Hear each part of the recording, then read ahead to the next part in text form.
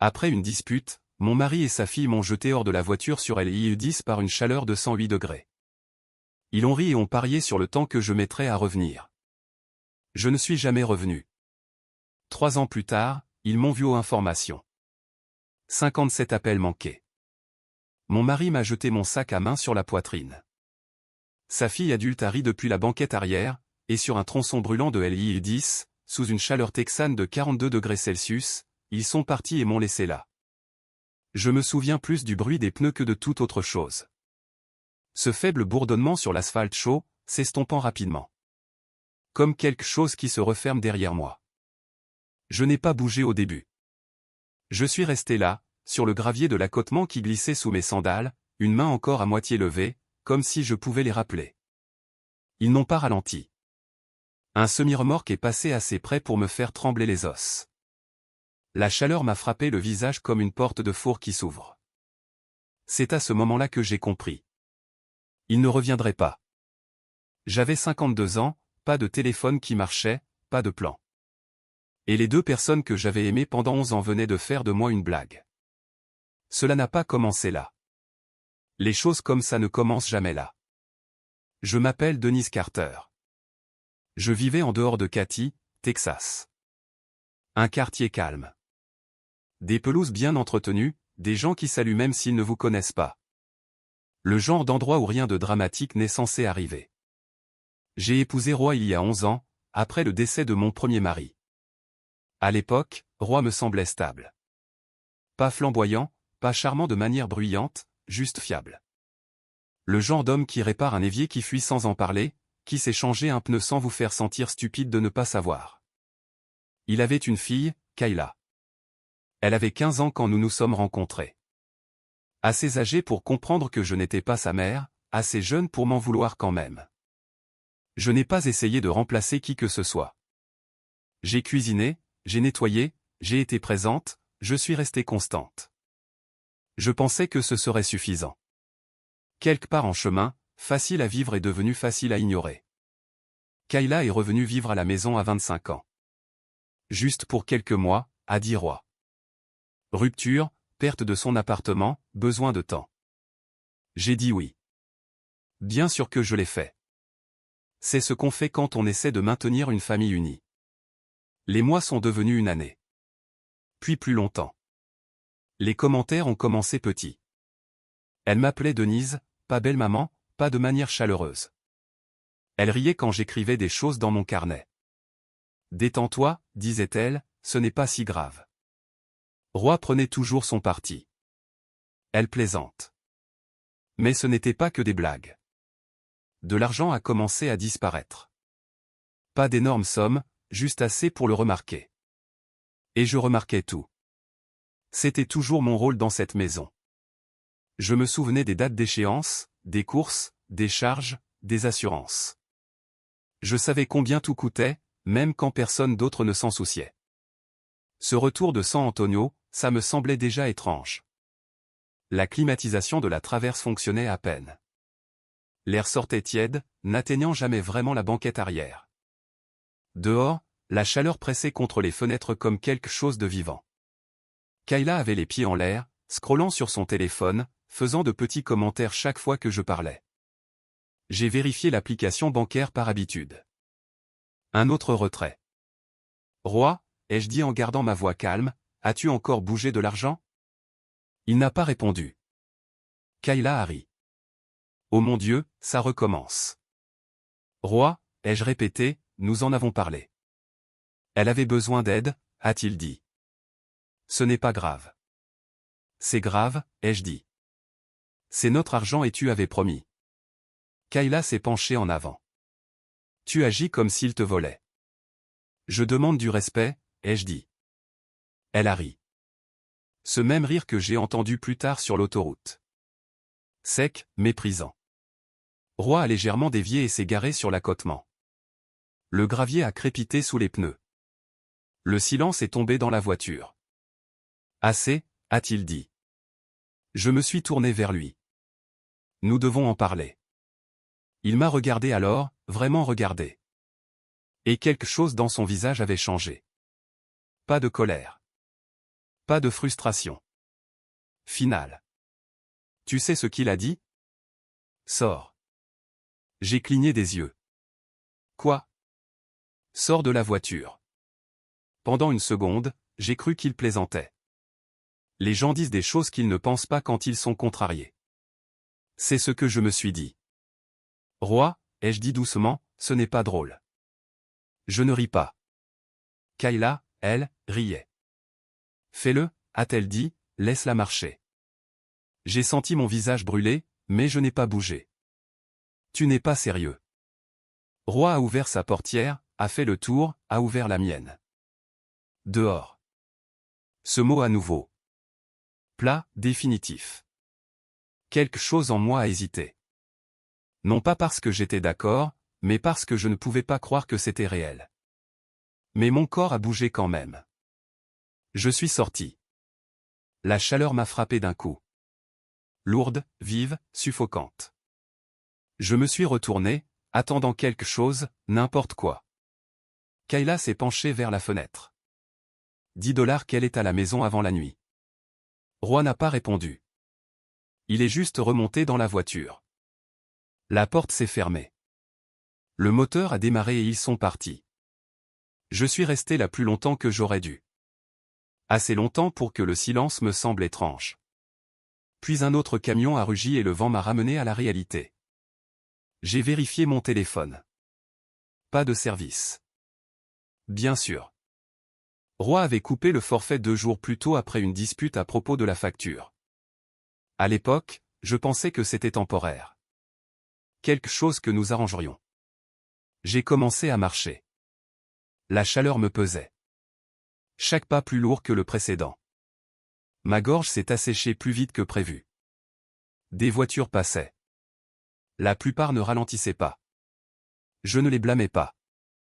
Après un certain temps, je ne sais combien de temps, un pick-up a ralenti devant moi. Un couple âgé était à l'intérieur. L'homme s'est penché par la fenêtre. « Ça va, madame ?» Il n'a fallu que ça. Ils m'ont donné de l'eau froide. M'ont laissé m'asseoir dans le camion. N'ont pas posé trop de questions. Juste assez. Ils m'ont déposé à un bus ES. À l'intérieur, la climatisation m'a frappé comme un mur. Je suis allé directement aux toilettes. J'ai verrouillé la cabine. J'ai laissé mes mains trembler. Quand je me suis regardé dans le miroir, je me suis à peine reconnu. Visage rouge, mascara maculé, cheveux collés à mon cou. J'ai acheté un téléphone prépayé. Je me suis assis sur un banc près de l'entrée. J'ai composé le numéro de Roi de mémoire. Ça a sonné. Et sonné. Et sonné. Pas de réponse. J'ai laissé un message. Je suis en sécurité, ai-je dit. Pause. Je ne te supplie pas. J'ai raccroché avant de pouvoir dire autre chose. Cette nuit-là, j'ai pris une chambre dans un motel 6. La chambre sentait le chlore et quelque chose de plus ancien en dessous. L'unité de climatisation a fait un bruit de cliquetis en se mettant en marche. Je me suis assise sur le bord du lit, j'ai retiré mon alliance, je l'ai fait tourner entre mes doigts, puis je l'ai posée sur la table de chevet. J'ai pensé rentrer chez moi. Juste rentrer. Faire comme si rien ne s'était passé. J'ai imaginé Kayla rire. Roi agir comme si c'était fini. Comme si j'avais réagi de manière excessive. C'est à ce moment-là que j'ai compris clairement quelque chose. Si je revenais, ce ne serait pas la pire chose qu'il me ferait jamais. Ce serait juste la pire chose jusqu'à présent. Je me suis couché sans éteindre la lumière. Le bourdonnement de la climatisation a rempli la pièce. Je n'ai pas pleuré. Je ne me suis pas senti forte non plus. Juste assez vide pour finalement décider que je ne reviendrai pas. Je me suis réveillé avant l'alarme le lendemain matin, comme je le faisais quand j'avais un rendez-vous. Pendant quelques secondes, je ne savais pas où j'étais. Puis le plafond est apparu. Le bourdonnement de l'unité d'air, l'odeur de cette pièce. Et tout est revenu. Je me suis assise lentement. Mon corps était raide, comme si j'avais été en état d'alerte toute la nuit. L'alliance était toujours sur la table de chevet. Je l'ai prise, l'ai fait tourner une fois entre mes doigts, puis je l'ai glissée dans la petite poche de mon sac à main. Pas sur ma main. Juste plus sur la table. Je me suis dit que je déciderais plus tard. Ce fut le premier mensonge que je me suis dit ce jour-là. J'ai vérifié le téléphone prépayé. Aucun appel manqué. Pas de message. Rien. Pendant un instant, j'ai ressenti quelque chose d'inattendu. De la déception. Puis je me suis ressaisi. Bien sûr qu'il n'avait pas appelé. Cela aurait exigé qu'il admette que quelque chose était allé trop loin. Je me suis habillé avec les mêmes vêtements que la veille et je suis sorti. Il faisait déjà chaud. Le Texas n'arrive pas en douceur avec la chaleur, elle est juste là. Il y avait un restaurant de l'autre côté de la route. Le genre avec des tasses ébréchées et une serveuse qui appelle tout le monde chéri. Je me suis assise au comptoir. Café, a-t-elle demandé. Oui, madame. Elle l'a versé sans rien demander d'autre. C'était une gentillesse dont je n'avais pas réalisé que j'avais besoin. De passage, a-t-elle demandé après un moment. J'ai hésité.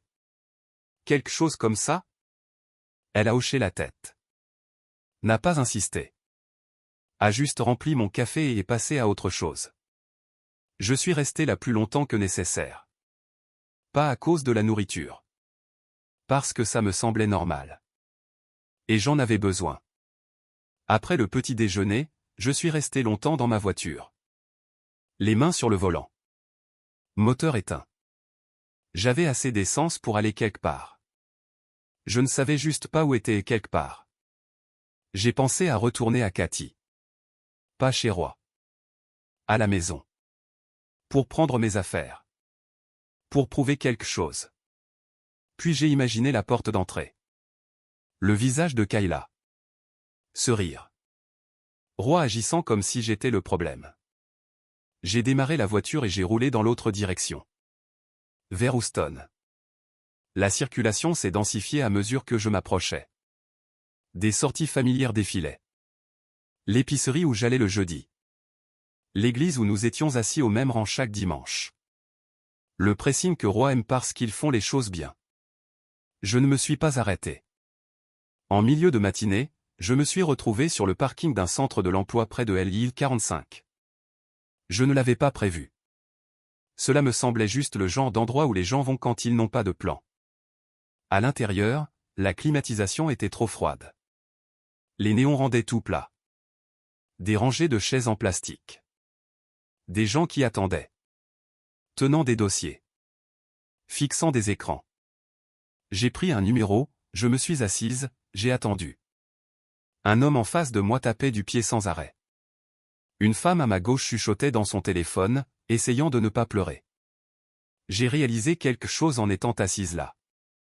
Quoique je pensais qu'il m'était arrivé, ce n'était pas unique, juste personnel. Quand mon numéro a été appelé, je me suis approché et j'ai remis ce que j'avais. Antécédent professionnel, a demandé la femme. Vente au détail à temps partiel, ai-je dit. Administratrice de bureau d'église, un peu de comptabilité pour l'entreprise de mon mari. Récent, a-t-elle demandé. Pas ces 2 dernières années. Elle a hoché la tête, a tapé, ne m'a plus regardé. Nous avons des offres, a-t-elle dit. Réceptionniste de bureau, employé de bureau. Vous devrez mettre à jour votre CV. J'ai hoché la tête comme si je comprenais plus que je ne le faisais. J'ai passé les quelques heures suivantes devant un ordinateur à essayer de transformer ma vie en points. Les dates se sont brouillées. Les titres de poste m'ont semblé plus petits quand je les ai tapés. J'ai imprimé ce que j'ai pu, j'ai tenu les pages dans ma main. Ça ne me ressemblait pas. Sur le chemin du retour, je me suis arrêté à $1 général, j'ai acheté du shampoing, une brosse à dents, des chaussettes, le genre de choses auxquelles on ne pense pas tant qu'on ne les a pas. Éclairci sa gorge de retour dans la chambre, j'ai tout aligné sur le comptoir de la salle de bain comme si je construisais une vie à partir de petits morceaux. Cette nuit-là, j'ai fait réchauffer de la soupe au micro-ondes, je me suis assise sur le bord du lit, je n'ai pas allumé la télévision. J'ai revérifié mon téléphone. Toujours rien. C'est là que ça s'est installé. Non seulement que Roy n'avait pas appelé, mais qu'il n'allait pas le faire. Pendant 11 ans, j'ai construit ma vie autour de cette maison, autour de son emploi du temps, autour de la fluidité des choses. Je savais quand les factures étaient dues, Comment il aimait son café, quel ton utilisait quand Kayla était de mauvaise humeur. Et maintenant, plus rien de tout cela n'avait d'importance. Les jours suivants se sont brouillés. Candidature, silence, attente. J'ai appelé ma cousine une fois, j'ai laissé sonner 2 fois, puis j'ai raccroché. Je ne savais pas comment expliquer ce qui s'était passé sans l'entendre moi-même à voix haute. Après une semaine, la pièce a commencé à me sembler plus petite, les murs plus proches, l'air plus lourd. Je savais que je ne pouvais pas rester là. C'est à ce moment-là que j'ai vu l'annonce. Assistante de bureau temporaire, entreprise de fourniture de climatisation, Pasadena. Classement de base, organisation des factures. Ce n'était pas grand-chose, mais c'était quelque chose. Le bureau était encombré quand je suis entré. Des papiers empilés partout. Du café qui sentait le brûlé. Un homme d'une 60aine d'années derrière le comptoir. « Vous avez entendu parler du poste ?» a-t-il demandé. « Oui, monsieur. »« Vous savez comment garder les choses en ordre ?» ?»« Oui. » Il a pointé un bureau enfoui sous des dossiers. « Commencez par là. » J'ai posé mon sac à main, retroussé mes manches et me suis mis au travail. Au début, c'était étrange de toucher le désordre de quelqu'un d'autre, de prendre des décisions. Puis quelque chose s'est installé. Ça, j'ai compris. À la fin de la journée, j'avais 3 piles. Payées, impayées, manquantes. L'homme, Frank, s'est tenu derrière moi, à regarder le bureau. « Hein » a-t-il dit. « C'est mieux. » Plus tard, sa femme est entrée. Luan. Elle a regardé le bureau, puis moi. « C'est vous qui avez fait ça ?»« Oui, madame. » Elle a souri, juste un peu. « Bien » a-t-elle dit. Nous avions besoin de quelqu'un qui voit ce qui est devant elle. Je n'avais pas réalisé à quel point j'avais besoin d'entendre ça avant de l'entendre. Quelques jours plus tard, j'ai signé un bail. Petit appartement, mur fin, ventilateur qui cliquetait la nuit. Pas une maison, mais le mien. Et pour la première fois depuis ce jour, cela me semblait quelque chose de solide. Je pleurais encore parfois, sous la douche, où ça semblait plus calme. Mais autre chose était là maintenant aussi. Pas de force, pas encore, mais une direction. Et c'était suffisant pour continuer. Je ne pensais plus à Roy tous les jours. Cela m'a surprise. Pendant longtemps, tout dans ma vie avait été mesuré par rapport à lui, ce dont il avait besoin, ce qu'il attendait, ce que je devais dire, ce que je ne devais pas dire. Même mon silence tournait autour de lui. Mais dans ce petit appartement avec le ventilateur qui cliquetait et les murs fins, quelque chose a changé. Pas d'un coup, pas proprement, juste moins. Moins de bruit dans ma tête, moins d'hésitation, moins de lui. Le travail au bureau de morale m'a donné une structure. Frank ne disait pas grand-chose, sauf quand il en avait besoin. Luan en disait assez pour eux deux. Il ne me traitait pas comme si j'étais fragile. Il me traitait comme si j'étais utile. Cela comptait plus que je ne l'avais imaginé. « Vous avez déjà fait de la comptabilité fournisseur ?» a demandé Luan un après-midi, appuyé contre le chambranle de la porte pendant que je classais des factures. « Pas officiellement » ai-je dit. « Mais je gérais les choses pour l'entreprise de mon mari. » Elle m'a regardé un instant. « Vous gériez plus que des choses » a-t-elle dit. Je n'ai pas répondu. Au cours des semaines suivantes, j'ai commencé à voir des schémas. Des commandes en double, des paiements en retard qui n'auraient pas dû l'être, des fournisseurs appelant 2 fois parce que personne n'avait répondu au premier message. Ce n'était pas un travail compliqué. Il fallait juste quelqu'un qui se soucie assez pour le remarquer.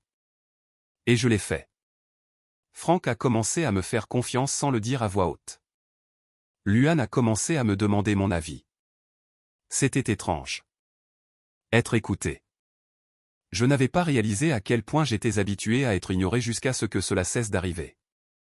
Un soir après la fermeture, Luan s'est assise en face de moi avec 2 tasses de café.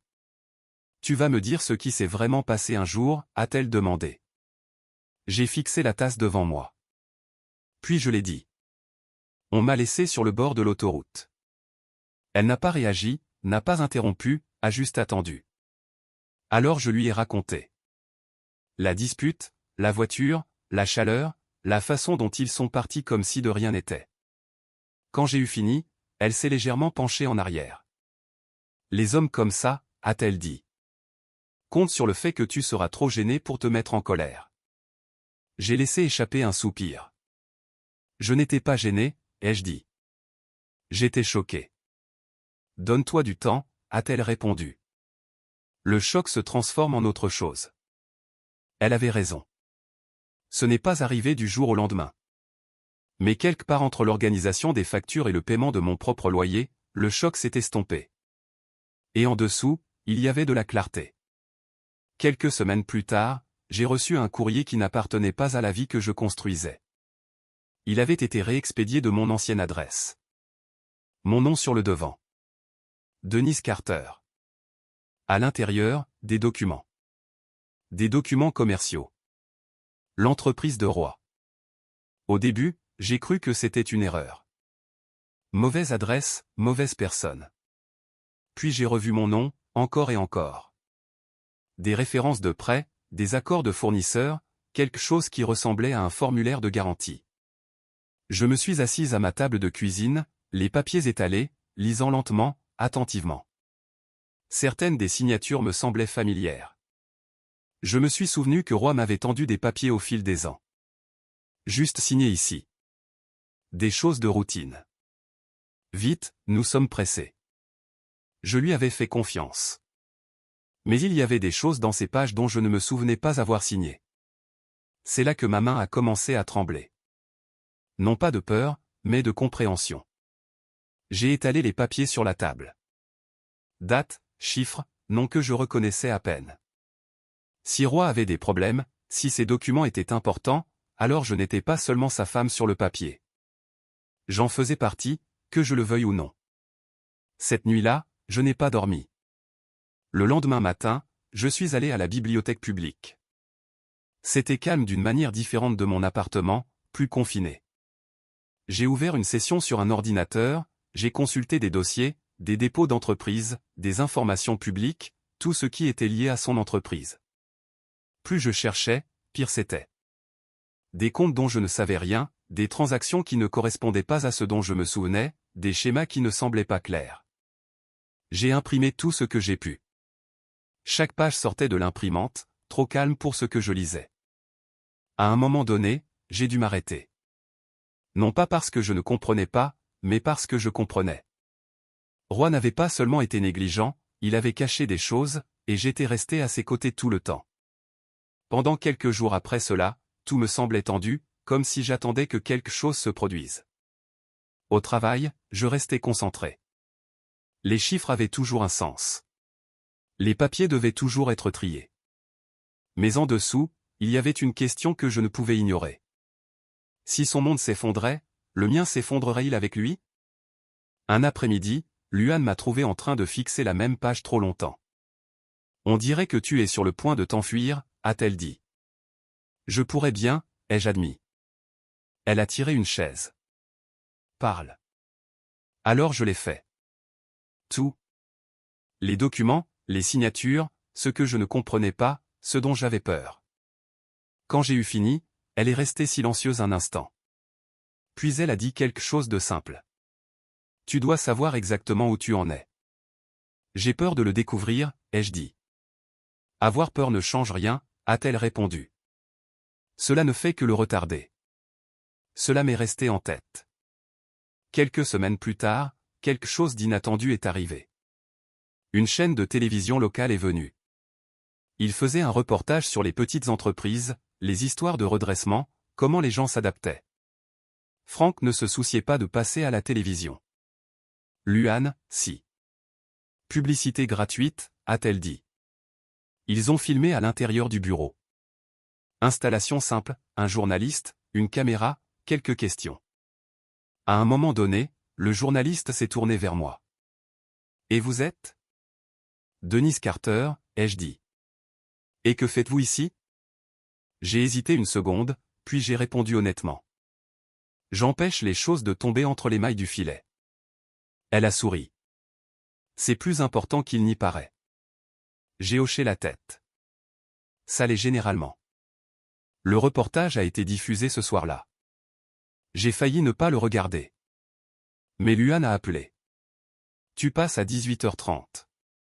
Alors, je me suis assise sur mon canapé, l'assiette sur les genoux, et j'ai regardé. J'étais là, à la télévision, mon nom en bas de l'écran, Denise Carter. Pendant un instant, cela ne m'a pas semblé réel. Puis mon téléphone s'est allumé, une fois, deux fois, encore. J'ai baissé les yeux, numéro inconnu. J'ai laissé sonner. Puis un autre appel est arrivé, et un autre.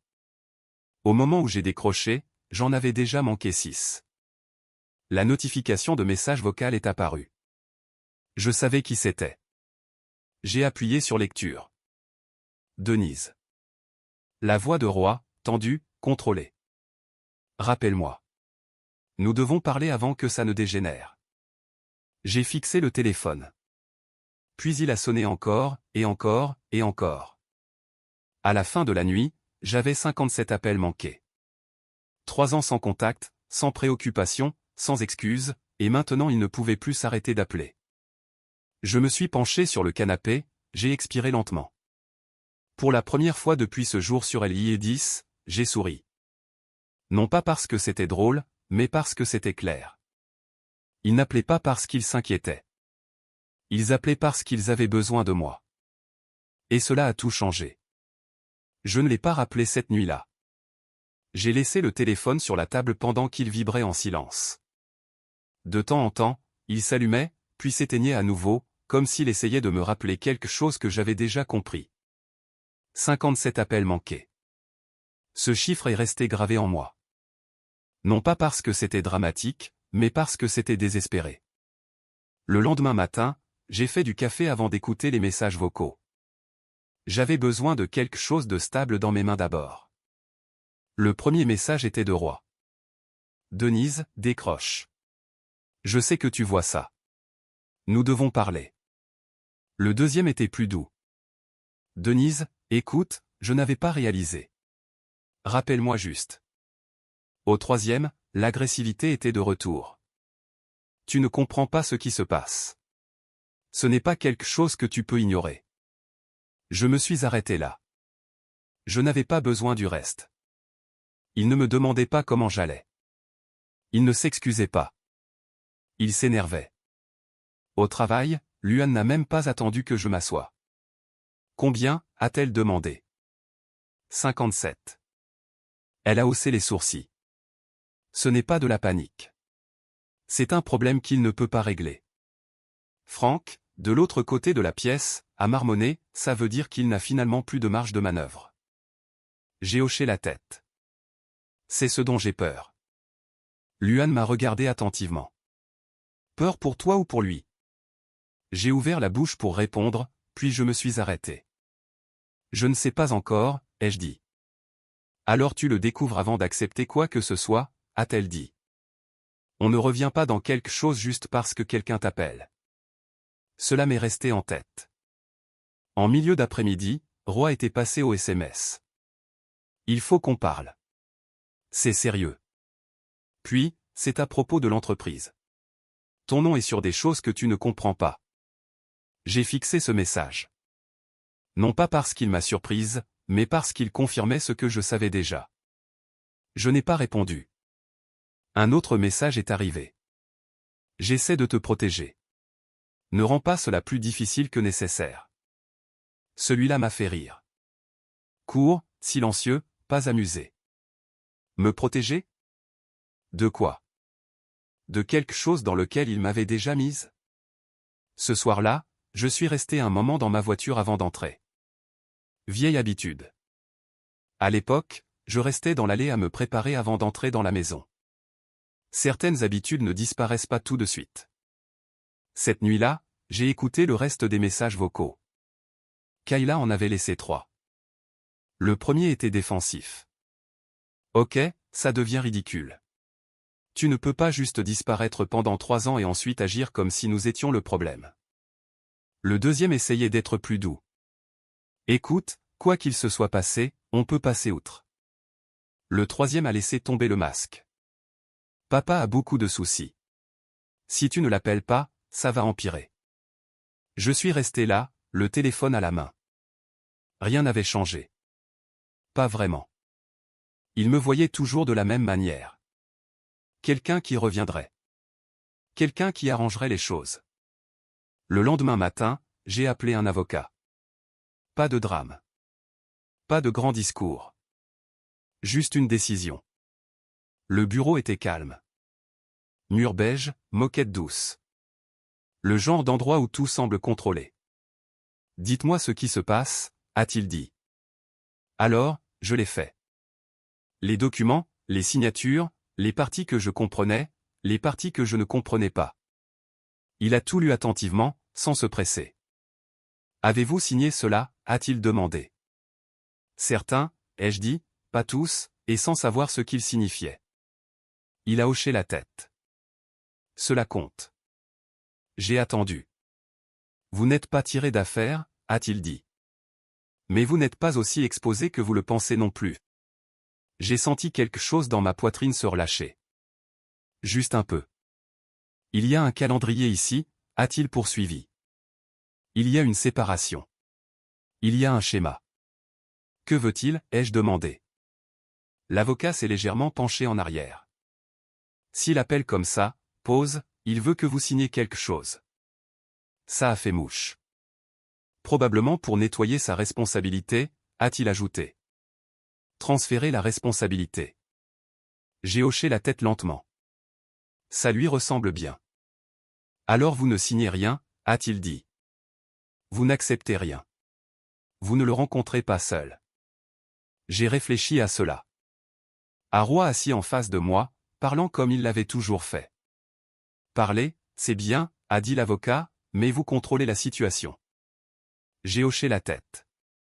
Je le ferai. Et pour la première fois, je le pensais. J'ai envoyé un SMS à Roy cet après-midi-là. Nous pouvons nous rencontrer. Lieu public. Une seule fois. Il a répondu immédiatement. Merci. Tu ne sais pas à quel point cela compte. Je n'ai pas répondu. Nous nous sommes rencontrés 2 jours plus tard. Cracker Barrel, près de l'autoroute 290. Le même genre d'endroit où nous allions avant. Quand les choses semblaient normales. Roy était déjà là. Pendant un instant, je ne l'ai pas reconnu. Non pas parce qu'il avait l'air différent, mais parce qu'il semblait plus petit. Denise, a-t-il dit, se levant. Roy. Nous nous sommes assis. Tu as bonne mine, a-t-il dit. Je vais bien. Il a souri, comme si c'était quelque chose qu'il pouvait s'attribuer. Qu'est-ce que tu veux, ai-je demandé. Il s'est penché en avant. Il y a eu des complications. Je m'en doutais. Ce n'est rien d'insurmontable, a-t-il dit rapidement. Mais il y a des documents à ton nom. Il y en a toujours eu. Il a cligné des yeux. Quoi? Mon nom n'est pas apparu la semaine dernière. Il a bougé. Nous nous faisions confiance. Je l'ai regardé. C'est comme ça que tu appelles ça? Il a froncé les sourcils. Denise, nous avons tous fait des erreurs ce jour-là. La voilà. Cette phrase. Celle qui effaçait tout. J'ai senti quelque chose en moi se figer complètement. Nous n'avons pas fait la même erreur, ai-je dit. Silence. Pour la première fois, je l'ai vu. Pas de culpabilité. Pas de regret. De l'inquiétude. Bien. Car pour la première fois depuis longtemps, je ne m'inquiétais plus pour lui. Je n'ai pas eu de nouvelles de Roy pendant quelques jours après cette rencontre. Ni appel, ni message. Juste le silence. Mais ce n'était pas le silence d'avant. Celui-ci avait du poids. Comme si quelque chose se préparait. Puis la lettre est arrivée. Enveloppe simple, imprimée officielle. Conseil de délivrance des licences d'entrepreneur. Date d'audience confirmée. Mon nom figurant au dossier. Je me suis assise à ma table de cuisine et je l'ai lu 2 fois. Lentement. Attentivement. Il y a 3 ans, quelque chose comme ça m'aurait fait trembler les mains. Maintenant, j'ai juste tendu la main vers un stylo. J'ai appelé mon avocat. Ils ont fixé la date, ai-je dit. Je m'en doutais, a-t-il répondu. Apportez tout. Je le ferai. Cette nuit-là, je n'ai pas allumé la télévision. J'ai tout étalé sur la table. Reçu de motel, relevé téléphonique, relevé bancaire, copie de documents, notes. Pas dramatique. Pas émouvant. Juste organisé. Pendant des années, j'avais été celle qui empêchait les choses de s'effondrer. Cette fois, je m'assurais que la vérité ne le fasse pas. Le matin de l'audience, je me suis réveillé avant mon réveil. Je suis resté un moment devant mon placard. Il n'y avait pas beaucoup d'options. J'ai choisi une robe bleu marine. Simple. Propre. Talons bas. Pas confortable, mais stable. Je n'étais pas là pour avoir l'air puissante. J'étais là pour être clair. Le bâtiment était exactement ce à quoi on s'attendait. Néon. Moquette neutre. Rangée de chaises. Le genre d'endroit où rien de dramatique n'est censé arriver. Roy était déjà là, assis quelques rangées devant, parlant à un homme en costume. Kayla était assise derrière lui, les bras croisés, tapant du pied. Je suis resté là un instant, juste à regarder. Il y a 3 ans, ils étaient mon monde entier. Maintenant, ils ressemblaient à quelque chose que je connaissais autrefois. Roy a levé les yeux, m'a vu. Quelque chose a traversé son visage. Surprise. Soulagement. Peut-être les deux. Je n'ai pas arrêté. Je suis passé devant lui, me suis assise à côté de mon avocat. « Vous êtes prête ?» a-t-il demandé. Oui. Et je le pensais. Quand ils ont appelé l'affaire, la pièce a changé. Les chaises ont bougé. Des papiers ont froissé. Les gens se sont penchés en avant. Roy s'est levé le premier, a redressé sa veste, s'est avancé. Il a parlé comme il l'avait toujours fait. Confiant. Mesuré. Raisonnable. Il a parlé de l'entreprise. Des défis. Des malentendus.